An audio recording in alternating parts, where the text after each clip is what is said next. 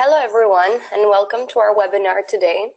This webinar is hosted by CapPlus in partnership with Oxfam, and we're going to talk about empowering and financing women entrepreneurs. My name is Alkis, and I'm a Senior Associate for Capacity Building at CapPlus. CapPlus is an organization that enables financial institutions in emerging markets to better serve small and growing businesses. We are dedicated in increasing people's economic opportunities by strengthening financial services to small businesses. And thus, CapPlus provides financial institutions with strategic and operational capacity building, training and peer learning, and pilots of innovative solutions to expand to markets. We do host monthly webinars, and we do have 2 upcoming webinars already planned out for June and July, and we have one for Arabic speakers that will be in July. So please do visit our website at www.capplus.org to register. So we are very delighted to have today our speakers, CapPlus President and CEO, Ms. Lynn Pikholz, and Oxfam Senior Advisor on Market Systems, Ms. Bolis.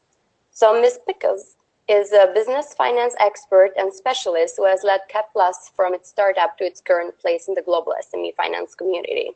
She brings nearly 25 years of experience in MSME finance, nonprofit management consulting, impact investing, and low-income housing in emerging markets. She has published articles, training manuals, and papers on small business and microfinance, risk management, business development services, and low-income housing.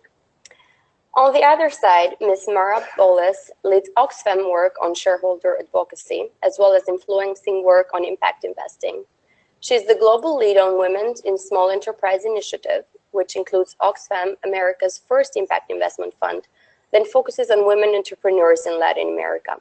She has consulted for the Middle East Investment Initiative, a public-private partnership of the Aspen Institute, also the Overseas Private Investment Corporation and the Palestinian Investment Fund. She has also worked with various international finance and development organizations, including the Federal Reserve Bank of New York, U.S. Export-Import Bank, and the Overseas Private Investment Corporation, and also the World Bank. So I'm very happy to welcome both Lynn and Mara, and the floor is yours. You can start your presentation. Lynn and Mara. Hi. This is Lynn, and thank you so much. And the main show is going to be Mara and the WISE program that she started at Oxfam, which was really the first program at Oxfam to work directly with financial institutions to execute their gender agenda. I think we're all here today because we know that there are tremendous gaps in gender equality.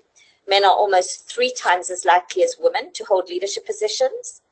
In every part of the world, women spend more time on unpaid work than men, and when they do work, they get paid a lot less than men. And women represent 43% of the agricultural workforce, but in developing and emerging economies, only 10 to 20% of women are landholders. And if we have collateral as a requirement for loan requirements, then women are ultimately discriminated against. It's not an homogenous group of women, it's an enormous community of women, and there are huge differences in socio-cultural barriers and equality. So for example, just even in South Asia alone, we can look at 3 different situations where Hindu women might have much more voice and fewer social cultural restraints than Muslim women. Or in Chittagong, in Bangladesh, in the hills, women are much more active and much more vocal in decision-making, making the vast majority of decisions in a household, but still completely and utterly lack access to financial services. And the myth about sort of gender neutral being really gender equality is a myth, because gender neutral laws usually have tremendously gender-biased outcomes in practice. Legal rights are going to affect men and women differently, whether they're allowed to start a business or not. For example, restrictions apply in Cameroon. They're different inheritance rights, they're different land rights.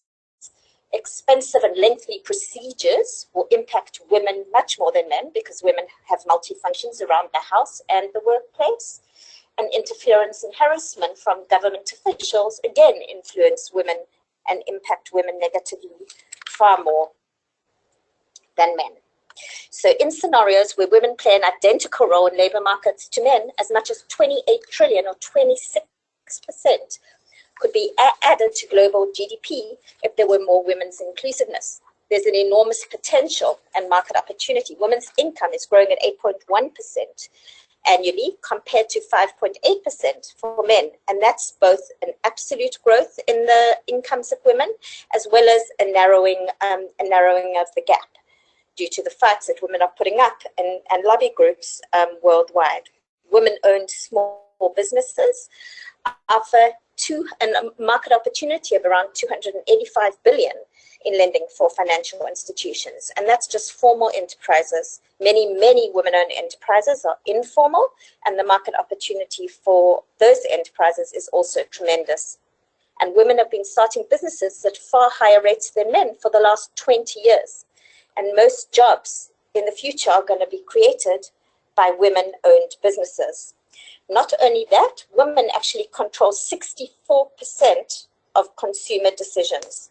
So ignoring the women's market means an immense lost opportunity. In the insurance industry alone, could make 1.7 trillion from women by 2030 if it focused on women as a market segment. Women are traditionally more risk averse. They're very open to life insurance, to crop insurance, to animal insurance, various kinds of health insurance and insurance to prevent their kids from dropping out of schools. Not only is there this tremendous market opportunity, but there's also it makes very good business sense to finance women, which is another reason why all of you are on the phone today. Women are low risk customers, more risk averse, they're reliable repayers. The literature shows over and over again that they repay often and mostly, in fact, better than men. And their savings balances are far larger relatively, and they are loyal customers. It is so much more expensive, up to 5 times more expensive to acquire a new customer than retain an existing one. And women on average tend to be a whole lot more loyal. Therefore, the cost of customer acquisition is lowered by targeting targeting women in general and women entrepreneurs in particular.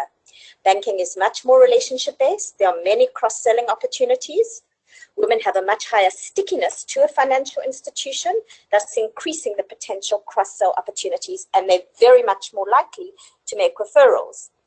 But on the other side, they're also 4 times as likely to badmouth the financial institution if they're dissatisfied. And so it's really important to make sure that women have an opportunity to share and voice their concerns, because many don't like to do it publicly and may not feel comfortable asking questions. But they do a ton of informal communication, which can impactly affect the reputation of financial institutions negatively and discourage other women from attending the financial institutions, financial services and products. Not to take a low percentage of complaints at face value, because it simply may mean that customers do not know what their options are or do not trust the complaint system. Often women not being taken seriously by their men counterparts. And this is particularly true in low competition environments where a client does not have other options. She won't complain even if there's very poor service.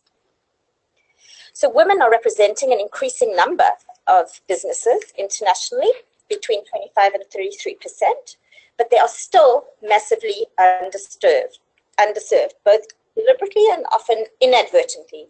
Formal SMEs with at least one female owner collectively face around a 300 billion credit gap. I think I said about 285 billion a couple of slides ago, so you can see how quickly, no, I'm kidding, you can see how quickly the women's market is actually growing. With informal, unregistered businesses, as I mentioned, this is a lot larger. This access gap is particularly acute in different markets. In the MENA region, in the Middle East, North Africa, and in Sub-Saharan Africa, particularly acute. And in Kenya, as an example, where over 48% of the small businesses are women-owned, just 1.5% have received loans from commercial banks. And when women are served, by commercial banks, often their needs are not taken into account because gender analyses are not necessarily done before services are provided. So again, one might get a lot of inadvertent negative consequences. For a few examples, if you take the ecotourism industry, and women, this is the industry that women have easier access to become involved in small and medium enterprises. So there are lots of women work and lead businesses in ecotourism, but then they become much more exposed to sex exploitation and diseases. So if one is providing non-financial services to women, which is a very important part of the value proposition that successful financial institutions have engaged in to grow the women's market, including education about sexually transmitted diseases, is really important. And the businesses should value it themselves because ultimately it's going to affect business productivity and profitability. And a similar situation is true, for example, in the shrimp industry, where you get many women involved in the shrimp industry, but there are 30% more miscarriages in the shrimp industry, and therefore educating women on maternal health as part of the non-financial services that get delivered, which focus usually more on the business and business skills, is actually going to help the business become a more successful and profitable client to the financial institution and to the business proprietors, just by simply including and building in some mental health education into the program.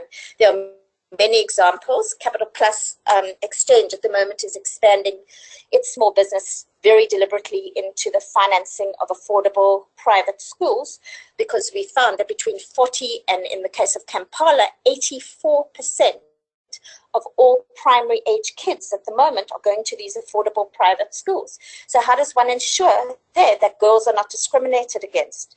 The majority of these schools are actually headed by women. So you target the segment, you target women. The cross-selling opportunities are enormous, you know, whether you're in a rural area and you can dig a borehole, or whether you're going to start financing the teachers and the parents and accumulating savings, or whether you're going to lend for classroom construction and working capital. But how do you ensure that girls have access to schools, that their toilets, where they can have privacy, where they feel safe?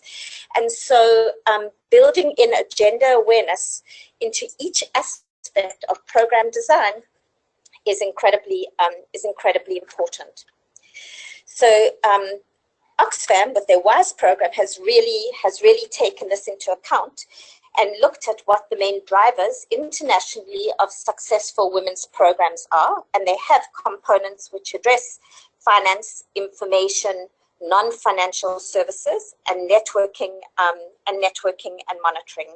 So I'm going to pass over to Mara, who could share some of their learnings, both the struggles. As I said, it was the first time Oxfam had actually moved into the financial services space, and some of their successes. And after that, we can just move into discussion mode. And I'm hoping as many of you on the phone will participate. Thanks.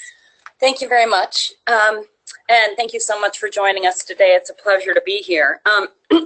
Yes, this was the first time that Oxfam moved into the financial services space with the unique objective of women's economic empowerment through the financial system, which really comes to kind of the larger objective of WISE, or Women in Small Enterprise, which is a holistic women's economic empowerment initiative to support the growth of women-led small businesses.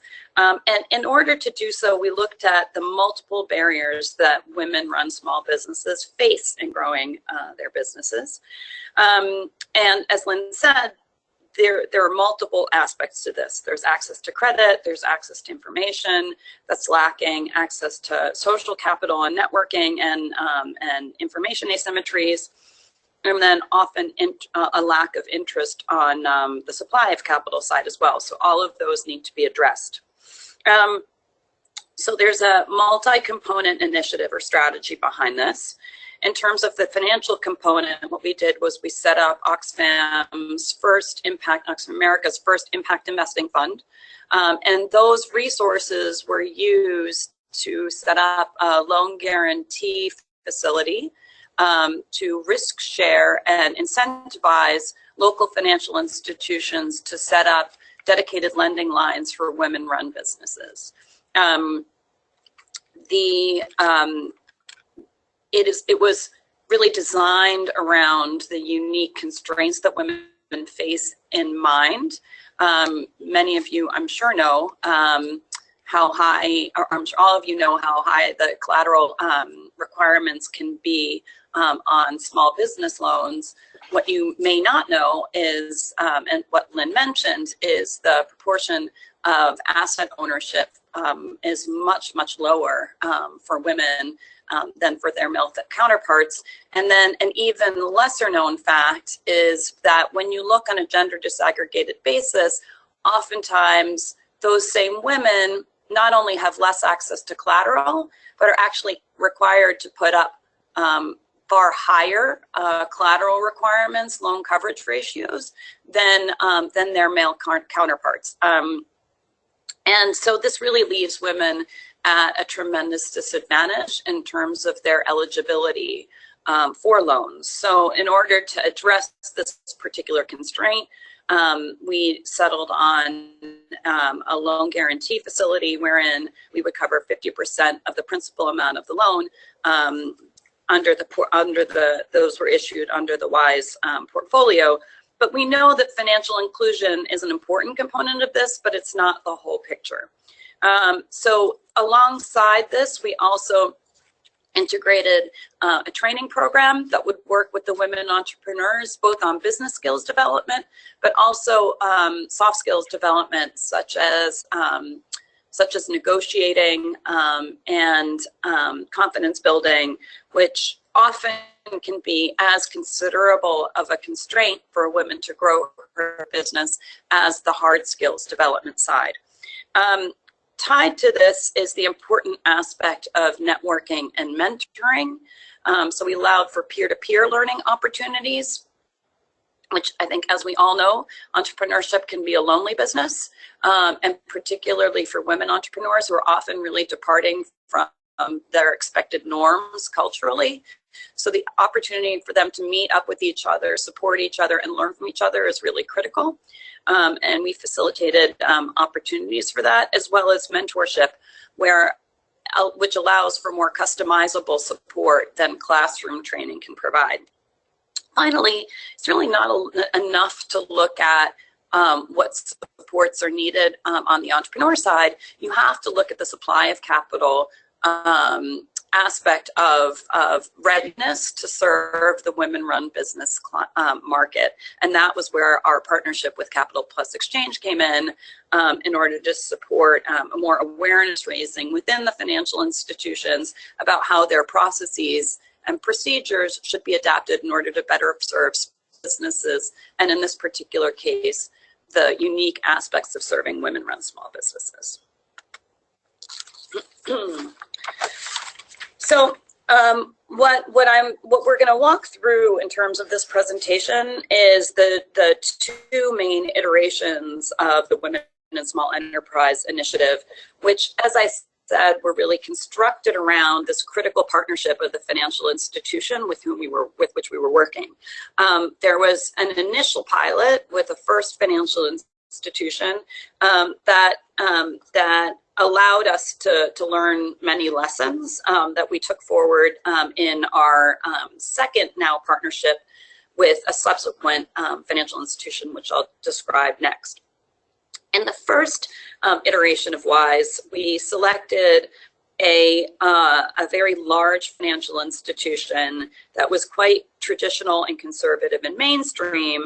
The reason why we selected it was because of, in part, their size. We felt that if they were to launch a women-run business lending line, their size and geographic scope and reach would allow for very quick scaling if they were to adopt and replicate it throughout their networks, and important signaling on an economic level in terms of the importance and the value associated with investing in women-run businesses. But what we found in the process is that the prospect of scale isn't as useful as buy-in. and where we were working with a mid-tier, a mid-level professional officer who was quite excited about the project. We lacked sufficient buy-in at executive levels in order to carry the energy and the enthusiasm and commitment that's required to launch something of this level of ambition. So on the next point, I think we learned that management buy-in, again, to reiterate, at the highest levels is really critical to the success of an initiative like this. And we also realized that change management, and I'm sure as all of you know, takes time and needs to be resourced. So we were happy to work with CapPlus Exchange in the early end and our financial institution partner also in doing a diagnostic assessment of how they could improve their products and services to women-run small businesses.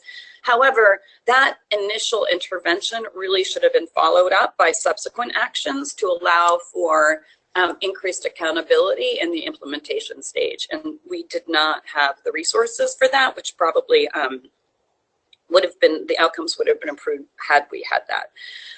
Finally, there's a point on here which is a guarantee is not a guarantee. And our guarantee is a relatively small guarantee. It's around $1 million that we have to access for this. And relative to the total asset size of this bank, this was very small and really not enough to move a bank of this size. So that's also another thing we should have taken into consideration. On the demand side of the equation, we were working both with a financial institution and side by side with a separate training institution.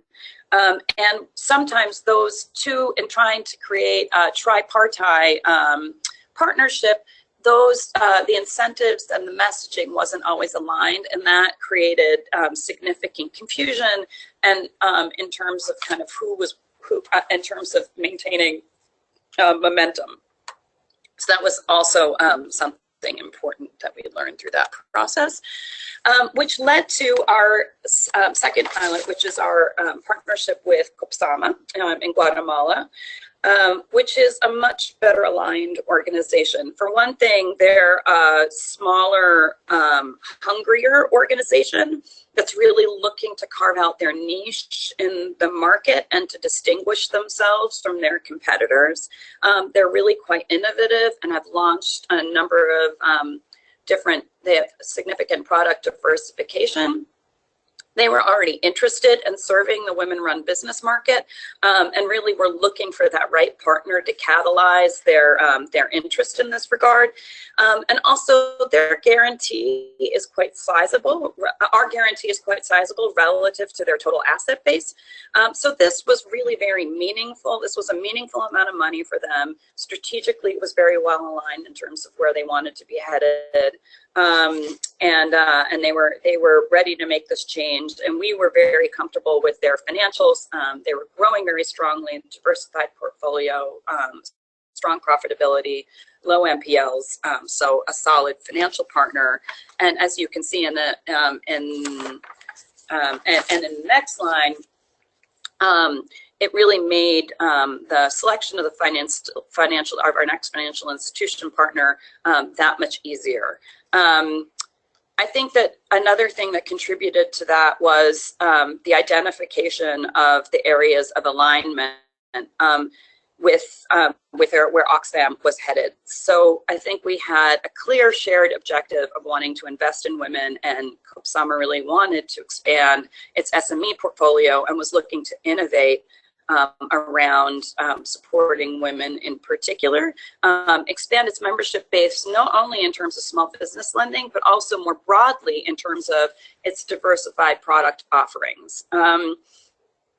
We found in this iteration of the work together, where at this point we have now embedded the non-financial services into a single product offering. So rather than having two side-by-side effectively product offerings where you have the financial institution that's providing the financing component and then a separate training organization that's providing the training, all of that is now embedded under the CapPlus brand and the CapPlus offering. So it appears to the client, and really is, a unified solution, sort of one-stop shop for women looking to grow their businesses. And in fact, another lesson learned is that Oxfam's brand is nowhere on the marketing. So we are really behind the scenes, sort of silent partners that are supporting on the training, capacity development, on the gender component, on gender assessments in terms of serving women clients in particular, but we are not seen visibly at all to the client. And I would say that this is a very important one because having NGOs out in front can cause some confusion amongst clients in markets where NGOs are typically associated with grants and not market-based solutions. So,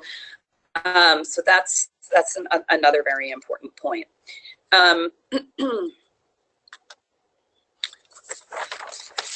We also had a ready platform with CapPlus to build off of. They had a very high percentage of women staff, upper management and board level participation of women. They were able to gender disaggregate data. So they had an interest in serving this customer base, but had not yet launched into it yet. So it was very kind of very fruitful, sort of a good fodder for this engagement. So at this stage, we've completed the proof of concept phase and we're entering the growth phase. And what we've seen is that there is sizable appetite for women-run small business loans. So this is distinct from the microfinance segment. So we're averaging loan sizes of around $14,000, so 1 to 4 year loans.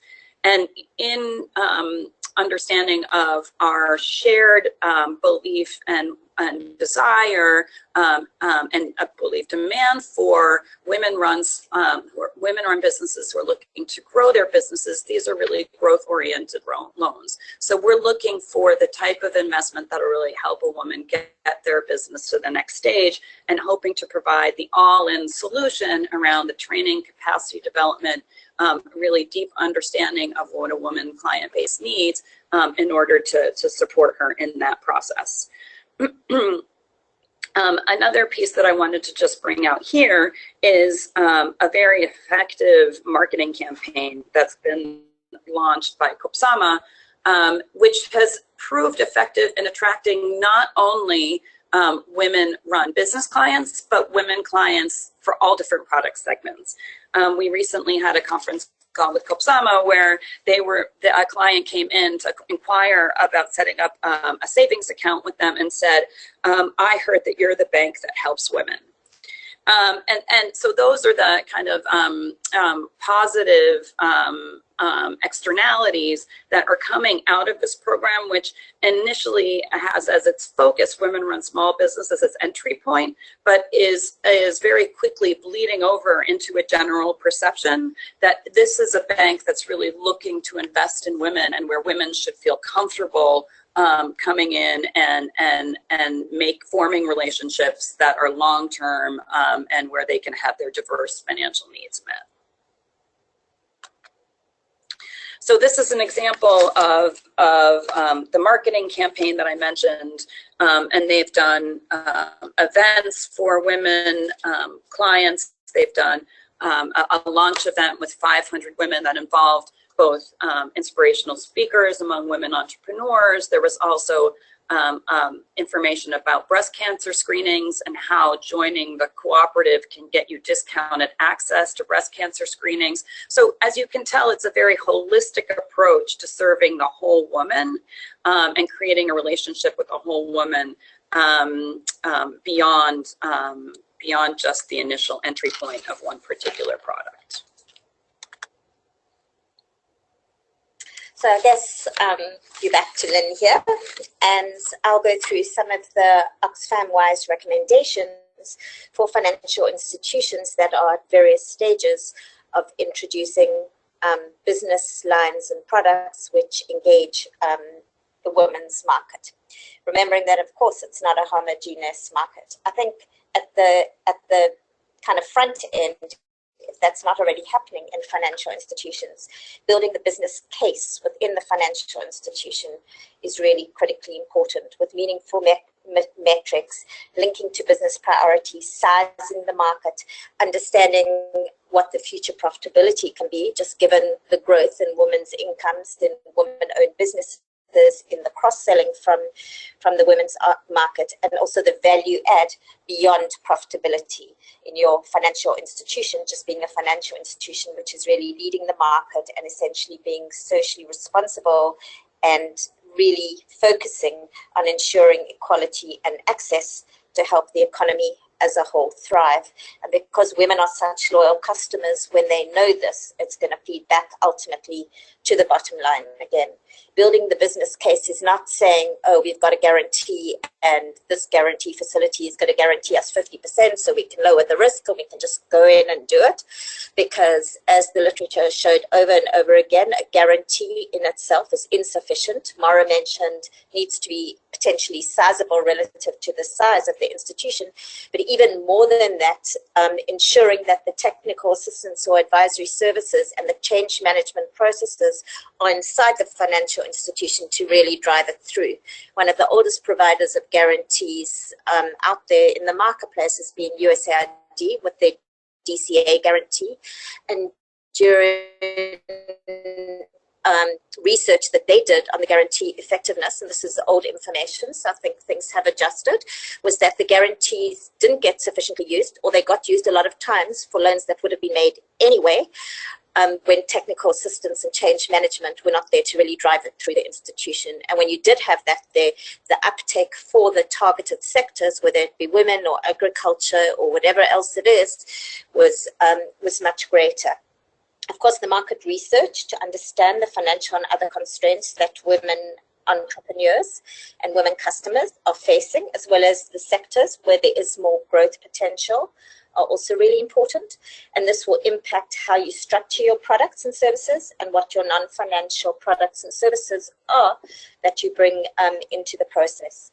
Understanding the stage of life cycle of the business and the different business segments and where you want to focus. So not really just the sector, but understanding whether you want to start at the early stage or the growth business or more established businesses, and the kinds of products and services that businesses are more likely to want at those points in time, or that you as the financial institution are prepared to provide given the risk profile of these financial institutions. I think a really ignored factor is the gender analysis piece that takes place. The gender analysis issues go into the design of products, but maybe before I go there, Mara, do you want to just talk a little bit about some of the ignored aspects that we've got here, sextortion and reducing violence? Yeah, so I think that this is, as Lynn said, an overlooked piece that that bears taking up in this forum. I suspect that many of us are concerned and very well aware of corruption as a part of everyday economic life in so many settings. I think what may not be as commonly known is that corruption manifests differently for men than it does for women. We're well aware of the extent to which men are asked, or people are asked to come up with bribes in the exchange for various permitting or other approvals that they may seek. For women, this can manifest rather than in requests for money, but in requests or demands for sex acts. And to the extent that there's a belief that these practices extend into the banking system, that can be a deterrent for women to even come into the bank and apply for a loan. The good news is that there are some fairly simple measures that can be taken to overcome this perception. I think the most powerful of which is the setting up of women's windows, of women's lending windows, and hiring of women bank staff, because the perception of a woman going to another woman to request a loan is definitely less charged and carries with it a different perception than if that client is interacting with a male loan officer or marketing officer. So that's something to keep into consideration, is your staffing and how your staff is trained to be gender aware and gender sensitive in their interactions with women clients. I think the second piece that I wanted to raise is that there are safety issues that come along with women having more financial access and being more economically empowered. In the circumstance of where you're looking to do a holistic women's economic empowerment, holistic targeting, holistic product offering that combines financial inclusion with various non-financial services, consider, if you will, how you can integrate the families and particularly the partners of those women into those processes. Where men and families are left out of these processes, women holding more resources can be seen as a threat. But when men are involved and messaged to, and their families are involved and messaged to in these processes by being invited to information sessions or graduation ceremonies, or even in your marketing campaigns, that can make men, that can demystify the process of women's financial inclusion, particularly when that messaging is around how the husband or the family benefits from that, that greater financial access. That can help minimize the downside that it can appear from women's financial inclusion in the form of sometimes domestic violence, and really make instead the financial inclusion a preventative factor where women are seen increasingly as valid financial actors rather than economic liabilities. There's also the piece about cash, which is a dangerous thing for most anyone to be carrying around in many contexts. Also an important point for safety and financial inclusion is the access to simply keeping your money in a bank account, and so savings education, particularly important for women, but also availability of cell phone and telephone banking. Great, thank you, Mara.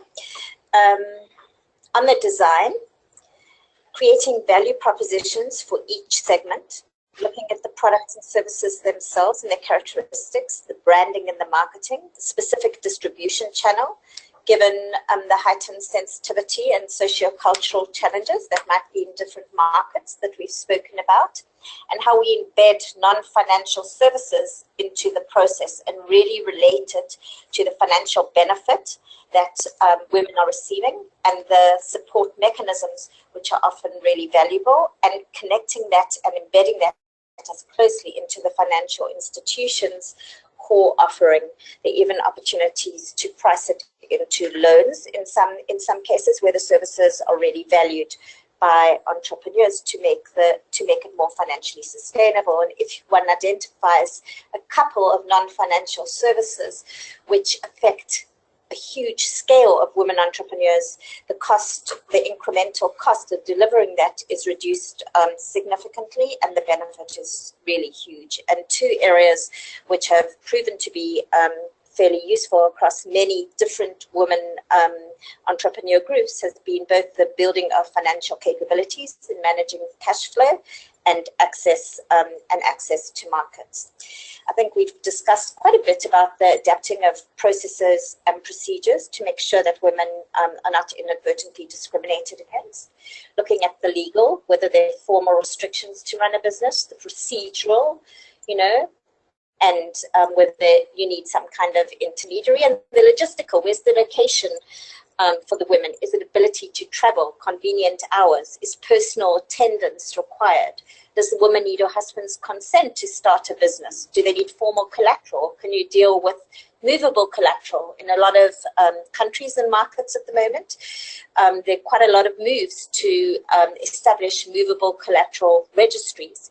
Can women submit applications alone? Are they more susceptible to queue jumping or requests for bribes, as Mara chatted about? Are any of the office people, front office people who women walk in and see, female? What are the cultural barriers? Are there circumstances for sexual or other harassment? Are the services of an intermediary required? Do women have sufficient and explicit information on how to apply for a loan or on how to register a business? So if one is really serious about addressing the women's market, then one has to look at each step in the process and understand how one can best address it. And of course, there needs to be internal alignment within the institution. Gender sensitization training, in the case of WISE, it was delivered expertly by Value for Women. There needs to be the champions at the financial institution driving communication and change management through the institution from the top, and where the key performance indicators reinforce the changes that are required, making sure that the staff is skilled and equipped and trained and resourced, and that the systems reinforce the kind of work that the program is trying to achieve, that the business line is trying to achieve. And finally, the importance of both measuring performance and profitability and also impact. And CapPlus has done a fair amount of work with a number of institutions in how to embed performance and impact measures which are valuable to the business profitability of the financial institution, but also into more sharing it more globally if one wants to attract impact investors and capital into the markets, etc., into the MIS of financial institutions and into the actual lending process. So it is not not much of an additional burden and additional work, rather than trying to run after the facts. So that's what we thought we'd sort of share for now, and we'd love to hand it back to you, Alpi. Thank you, Lynn. Thank you, Mara. Thank you for your wonderful presentation today. We are opening up the floor for questions from all the participants. We would love to hear from you. I see a lot of different financial institutions attending this webinar. So please, if you want to share your experience, your success stories, your challenges, why do you think it's important to enter this field for you, for those of you who are already into women financing, please, if you can share us your successes and what made you start into this field. So please, if you can write down your questions, Lynn and Mara would be more than happy to discuss with you or answer your question directly. We have already received a couple of questions, so I will start immediately with the ones that we have received, and then we can just go back as we receive more questions. So the first question that we received is both to Lynn and Mara. What do you think are the 3 main reasons that women are still underserved? And in your opinion, how does the outlook for the upcoming 3 to 5 years look for access to finance for women? So both your opinion from CapPlus in dealing with financial institutions and knowing the FIs on the ground, and also from Oxfam perspective and your work with the WISE program so far. So Lynn and Mara, I'm leading it to you. So I think I think for me, I think that one of certainly the main reasons why women are underserved is the over-reliance on collateral as a primary way to not only underwrite but to secure loans. I think that as we discussed earlier, women's access to women, for instance, women's land ownership in Latin America. I think they own 13% of the land. And then in looking at gender disaggregated statistics from the World Bank, this was self-reported by women entrepreneurs. They reported that they were asked to put up almost twice the collateral requirements as their male-run business owner counterparts. So that, it's almost, just looking at that math, it's almost impossible from the get-go, right? So if you're going to consistently rely upon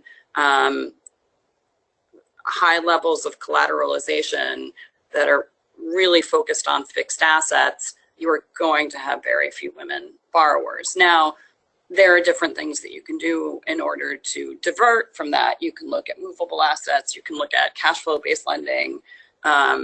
You can do deeper credit underwriting and look at the business itself. Lynn, I'm sure you can offer other advice in terms of how to divert from that practice. But I immediately came to my mind, in addition to the over-reliance of collateral, is really the business case. Because I just think, if I just use an example just from our own experience, you know, affordable private schools are massively underserved. SMEs in general are massively underserved, okay? And how do you get financial institutions to even be interested in this market? It's perceived as higher risk, there's reputation risk, there's regulatory risk, you can't shut a school down. We went out and we studied the effective demand for finance. So let's just take Lagos alone, which is a bit of an unusual market, granted, but you find out that the effective demand for finance from affordable private schools in Lagos alone is $2 billion. In Nairobi, it's $600 million. That's just in the city. Then you go talk to financial institutions and you say, well, do you know there's a massive market in your back door with these are the financials of the affordable private schools. Are you interested in this market? And yeah, you get financial institutions that are interested because there's a business case to be made. Gender neutral is just not enough to access the women's market. And I think too many financial institutions don't take into account the proactiveness of addressing the women's market and the changes that need to happen both in their own organizations, in the marketing, positioning, and branding, and in the outreach to women entrepreneurs. Because if I just think about our experience at Shawbank a long time ago on the south side of Chicago, it changed basically from 100% white to 100% African American over about a 10-year period. And there was huge investment flight, and the last remaining bank wanted to just get out because they saw no market opportunity. And Shawbank came into that market, and the head of the credit there said, you know, in every community there are entrepreneurs, and if you just walk those damn streets, they come out of the woodwork. And that's exactly what he did. And they built the largest small business real estate market.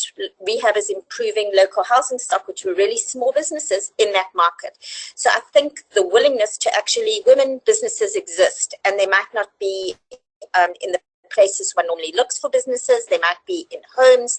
You might need to go to the markets. You need to increase the comfort level for women to be able to come, but they absolutely exist.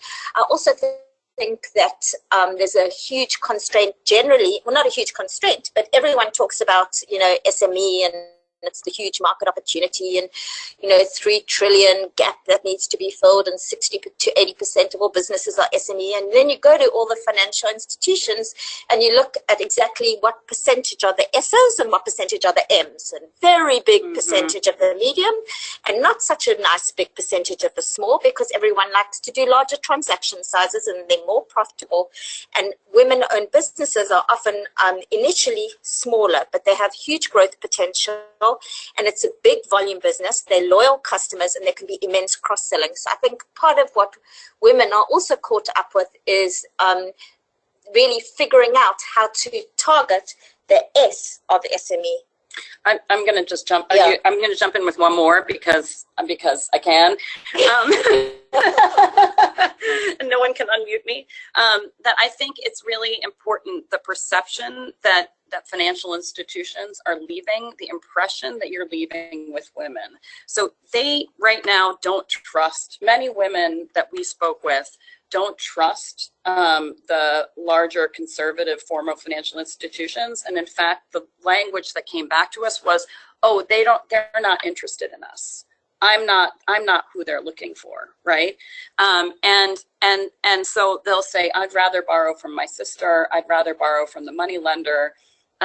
So it is you need to establish, banks need to establish a relationship with them, make them feel invited. And this is, the good news is this is relatively easy to do, right? We've seen, I think, Guatemala started with a pretty good, I think, base of trust already, but in their messaging, which is so celebratory and inviting of women clients, you have, as I said, women coming in saying, oh, you're the bank who cares about us. Right? And then once you get them in through the door with the proper messaging, they are sticky and they will stay. Yeah, and actually quite a few signups that I saw for this webinar. You're already doing a lot in the women's market. Baitashum, Diamond Bank, CRDB, IDLC's begun this. BRAC Bank has got a program. So the outlook, I think, for the next 3 to 5 years is a lot better, just because of women's income growing disproportionately, women-owned businesses growing disproportionately, and as people become more aware of the market opportunity. Thank you, Lynn. Thank you, Mara. We have received a lot of questions in this past 5 minutes, so we'll try to go through them. If for anyone that asked a question, if we cannot go through them now, we will post all the answer to your questions in our LinkedIn group that we have. So all the questions will get answered. So we've received a question from FSDU Uganda. It's for both speakers. What was the impact socially overall for the women that received these services? Were they perceived by their peers as excellent entrepreneurs? Was there any negative feedback from the community, including other women? I think that those are very interesting questions. And at this point, our work with Sama is at this point a year old. So from the engagement with Kopsama, it's a bit hard to tell still. And so I think that we need a little bit more time to be able to provide you with that feedback. I think what the literature has shown, not Kopsama specific, is that generally women are more engaged and are usually not shunned by other women. So most of the literature shows the positive impacts. I think what we're realizing now is as well the negative impacts on increases in household violence and some of the ways that these loans are perceived to have been made. That can really be addressed in the way programs are constructed, but that the overall economic benefit, even sometimes when the women ask for the loan and the men control it, changes the woman's voice and family dynamic in the household, and that overall it is positive, and it's shown to have improved results on just the areas that sort of people looking after families really care about, whether it's health, education, and future opportunities. Thank you, Lynn. Thank you, Mara. We got another question. So you talked about building a business case. Do you have any actual performance indicator to share, like quality of women segment portfolio, NPL profitability of the segment versus the men's segment, cross-selling ratio, or anything to share with us? I think the most research that I've seen, and I haven't really got it at my fingertips at the moment, has actually been from Women's World Banking with cross-selling and deposit mobilization and increased increased profitability. The data is actually incredibly hard to get from financial institutions. The IFC probably has the access to most of the data of successful scaling of women entrepreneurs in developing and emerging economies, but the case studies of the profitability haven't really been published. There are a lot of examples from more Western markets like Westpac in Australia and Royal Bank of Scotland and some other markets where the increase in profitability, etc., have been shown. And then I think the Global Alliance for Banking on Women also has an increasing amount of data from financial institutions in their network on essentially the bottom line. So I think an increasing amount of that data is available. I don't really have it at my fingertips right now, but we can try to share some links through our website. So if I can just add to that to say that, of course, it is still early days, but we have experienced no defaults in our portfolio, and only very small very small number of late payments that were very easily rectified. And I can, my understanding is from the work with COPSAMA is that the NPLs on a gender disaggregated basis, that the women-run businesses perform, women clients, I should say, perform better in terms of lower NPLs than their male clients. But I think one simple thing that you can do is look to see the extent to which you are able to gender disaggregate your own statistics and then do your own analysis, right? Look across lending lines to see on a gender basis what are NPL levels like for women or for men, right? You can kind of make this own analysis within your bank. I think at least for many of the banks that we've engaged with, they had the capability. They just weren't using it, and then make your own business case in terms of here's the percentage of women served, here's the percentage of loans outstanding to women. It's oftentimes considerably smaller in terms of both loans issued as well as aggregate loans outstanding, yet NPLs are lower. So what is this telling us? Thank you, Mara. And FYI, they're often over-collateralized as well, that they're asked to put up more collateral than their male counterparts. So these numbers don't add up oftentimes the way that it is, but it also provides an amazing opportunity if you take a more forward-looking approach. And I think what often isn't realized is when one asks for too much collateral, it actually hamstrings the financial institution, because when that entity is able to potentially absorb more finance because they're doing so well, they don't have any collateral left to put against it, and actually you lose the future business. So collateralizing more astutely and being able to understand different ways assessing credit risk, whether it's with credit scoring tools or other forms of guarantees, or just understanding really what the cash flow capability to repay is really important. Thank you, Lynn. Thank you, Mara. We have received a lot of questions. Unfortunately, we don't have any more time to answer any of these now, because we have just 60 seconds left to close out this webinar. I want to thank everyone for their questions and for participation. All the questions that were asked, we're going to answer them and post them in our LinkedIn page, and you will receive notification of that. So everything will be answered. And I want to thank again Lynn and Mara for their wonderful presentation and their insights. And thank you again to everyone who attended this webinar. And please keep attending other webinars that CapPlus will be hosting in the upcoming months. Lynn and Mara, any closing words? Well, no, just thank you so much. And, you know, we'd love to, sort of for the LinkedIn site to be a discussion forum, because I don't think we have the answers to everything, and not more experience in some things than we have. And so hopefully you'll be willing to share that as well. And just to close on a positive note, this is such a space of innovation and opportunity. I think the overlay of women and financial access.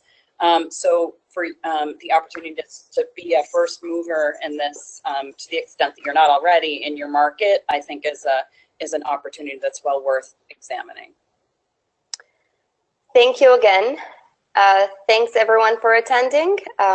It's the end of our webinar for today. We'll see you next time. Bye.